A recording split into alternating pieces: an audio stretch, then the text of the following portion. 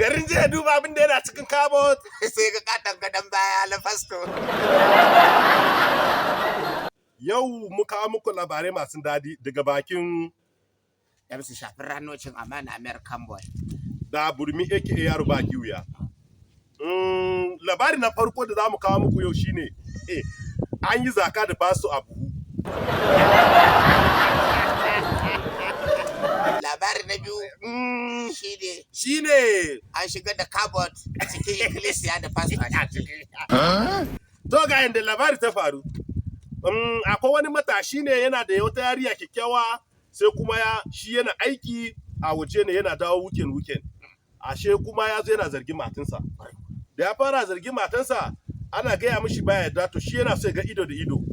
Sai ya ce ma matan shi to zan koma. Allah ya da sarar mu da zan dawo. Ana ran Lahadi za a yi zaka a church. Da ya tafi ran Juma'a bai dawo ba. Ran sati da yamma ya dawo tsakanin karfe 9.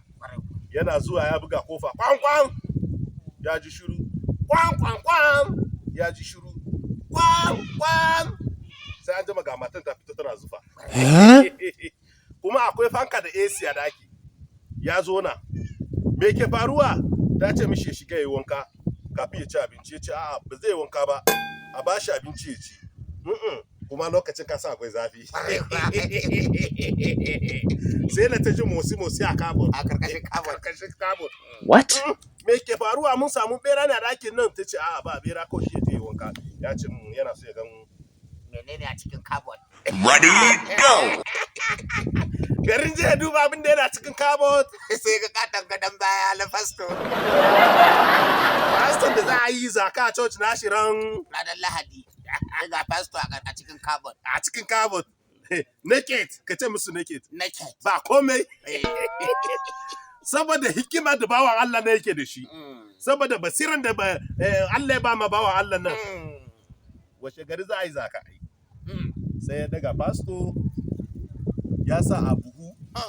Wato bako bag. Wanda ake sa kayan hasi. Jama'a suna ta rawa amma ba a gan pasto ba na a ga shi ya daga abu. Yana kukuwa da sha wulbar yana kawo mutane suna jin daɗi. Ya kawo kayan hasi. Ya ji ya ajiye a bagadi. An ga abu na ɗin motsi. Da aka zo bude. Aka ga fasto tsirara.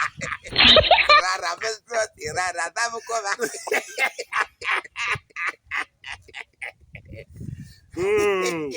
To yanzu kun ji labari yadda aka yi da aka ga fasto ne church ta rikici. Ana ya haka. Shin sauran labarin ku biyo mu a kashi na gaba. Ko kuwa? Ko kuma ka gane ko wai tambayar da na son yi ma su masu kallon mu. Masu kallon mu? Yanzu ba Allah na yi daidai. Da ya kai fasto gaban bagadi a matsayin zakka kuma sirara. Sirara cikin jaka ko ko. Da Allah. A biyo mu a labari na gaba kuma ku dropping answer ɗauko. Comment section dan Allah taimaka a share video. Muna godiya.